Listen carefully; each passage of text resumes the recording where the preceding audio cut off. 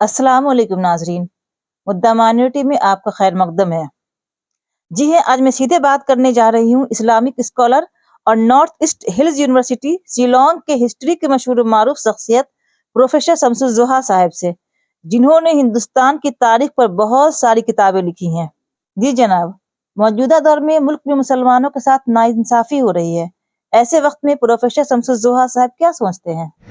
शुक्रिया।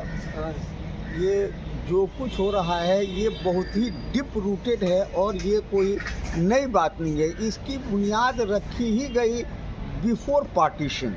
और जो हिंदुस्तान में जो कुछ आज हो रहा है इसकी बुनियाद रख दी गई थी 1925 में, जब 27 सितंबर 1925 को आरएसएस कायम की गई। तो उसका मकसद ही था, और उसको कायम करने वाले भी कांग्रेस के ही हेडग्वार थे, और जो नागपुर कांग्रेस कमेटी के जनरल सेक्रेटरी थे। और कांग्रेस ने इसलिए उसकी बुनियाद रखी कि मुसलमान को टेरोराइज करके कांग्रेस के फेवर में वोट लिया जाए, और उनको नफ़रत का जिम्मा दे दिया गया, और वो नफ़रत फैलाते रहे और उनको सरपरस्ती कांग्रेस की हासिल रही। और उसी सरपरस्ती में उन्होंने जो कुछ किया वो उसका आज फल मिल रहा है। क्या मुल्क एजेंडे से चलेगा या फिर संविधान से? संविधान पर चलना ज़रूरी है, लेकिन संविधान के जो महाफिज हैं वो खुद उसके महाफिज नहीं। और इसको संविधान से छेड़छाड़ सबसे पहले कांग्रेस ने ही शुरू किया। 1950 में 26 जनवरी को तो संविधान लागू हुआ, लेकिन अभी पार्लियामेंट वजूद में नहीं आई थी। और 11 अगस्त 1950 को नेहरू ने एक ऑर्डिनेंस ला करके मुसलमानों को मिलने वाली मराहत से महरूम कर दिया। और वो मराहत ये थी कि जो शेड्यूल कास्ट की हैसियत से जो मराहत मिलती थी उसमें मज़हब की पाबंदी नहीं थी, बल्कि वो बिरादरियाँ थी।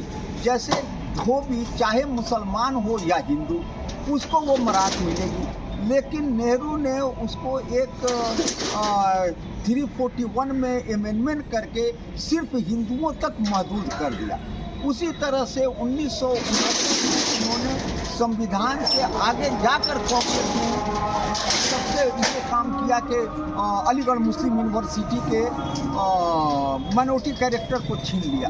तो उस वक्त से ये संविधान के साथ खिलवाड़ होता रहा है।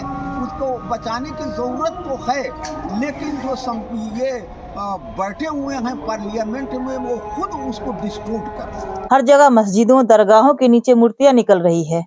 क्या ये देश के लिए खतरनाक नहीं साबित होंगे? ये बिल्कुल खतरनाक है, और इसको शुरू खुद कांग्रेस ने किया। 1951 में के एम मुंशी ने सबसे पहले सोमनाथ की मस्जिद को शहीद करके वहाँ मंदिर में उसको शामिल कर लिया। तो ये खतरनाक तो है और बहुत ही खतरनाक है, लेकिन ये शुरू कांग्रेस ने किया और उसी रास्ते पर बीजेपी चल रही है। और जितने अपने को संविधान के रक्षक बताने वाले हैं वो सब इसको तोड़ने और इसको ख़त्म करने में लगे हुए हैं, चाहे वो सो कॉल्ड सेकुलर पार्टीज हों या कम्युनल राइट विंग हो या लेफ्ट विंग हो, सब इसमें शामिल है। मुल्क में मुसलमानों को इक़्तिदार में आने के लिए क्या मंसूबा होगा? ये कभी भी हमेशा से यही है कि मुसलमानों को अपनी क़यादत खड़ी करनी चाहिए, अपनी आवाज़ बुलंद करनी चाहिए। ये राइट विंग की पार्टियां हों या लेफ्ट विंग की पार्टियां हों, ये दोनों मुसलमानों के साथ खिलवाड़ करती हैं, इनका एक्सप्लॉयटेशन करती हैं। आज आप देखेंगे कि जो मुस्लिम मेजॉरिटी सीट है वहाँ पर हमेशा, जैसे कांग्रेस है, कांग्रेस ने वायनाड में जहाँ 47% मुसलमान हैं वहाँ से जाके राहुल गांधी लड़ते हैं इलेक्शन। तो जहाँ मुस्लिम मेजॉरिटी है वहाँ अपने को बचाने के लिए ये लोग लड़ लेते हैं, और जहाँ मुसलमान कम हैं वहाँ मुसलमानों को इसलिए वो टिकट नहीं देते कि वह मुसलमान नहीं है, और जहाँ मुसलमान ज़्यादा है वह सेफ सीट समझ के ये सो कॉल्ड सेकुलर पार्टियाँ खुद अपनी खड़ी हो जाती हैं।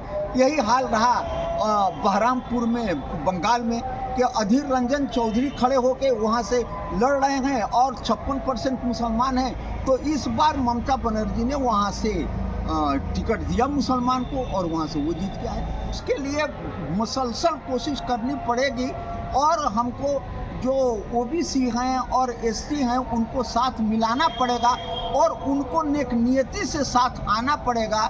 ये शेखर यादव जैसे जज को सामने लेकर के नहीं कि एक तरफ तो वो जज हैं और दूसरी तरफ मुनाफरत फैला रहे हैं। जितने मुस्लिम सियासी लीडर्स हैं वो जिस पार्टी में हैं उस पार्टी का वो कलमा पढ़े हुए हैं। वो चाहे जिस कदर उनकी तादाद बढ़ जाए उससे मुसलमानों को कोई फ़र्क नहीं पड़ता।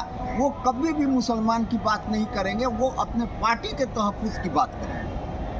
आजादी के बाद मुल्क में मुसलमान आज तक अपना लीडरशिप क्यों नहीं डेवलप कर सका? सबसे बड़ा मसला ये है कि जब मुस्लिम दुश्मन कुव्वतें ये करती हैं कि अगर कोई मुस्लिम लीडरशिप खड़ी होती है तो उसको आरएसएस का एजेंट और बीजेपी का एजेंट बना देते करके प्रोपेगेंडा करती हैं और मुसलमान सीधा साधा ये समझ लेता है कि वो तो वही आ गई और एकदम सही बात है, जबकि वो हमारे लीडरशिप को ख़त्म करने की साजिश है।